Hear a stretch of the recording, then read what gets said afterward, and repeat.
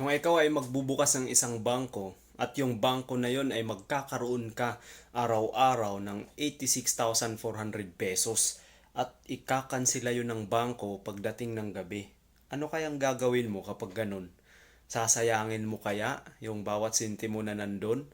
Papalagpasin mo kaya o kukunin mo lahat? Malamang sa malamang, kahit hindi mo sagutin, kukunin mo lahat. Tama? Kapatid, alam mo bang sa totoong buhay, meron tayong ganung bangko? Ano yon? Yan yung oras mo. Yung oras mo sa isang araw, 86,400 divided by 60 seconds, that's 1,440. Divide 60 minutes, that's 24 hours. No? So, kapatid, meron po tayong 86,400 segundo sa kada araw na kung saan bukas panibagong araw na naman. Kaya kapatid, wag po nating sayangin. Kailangan nating malaman kung saan nga ba talaga at ano yung pinakamahalagang paglaanan ng oras sa araw-araw natin para hindi masayang yung ating bawat segundo dahil ang kapalit niyan ay piso.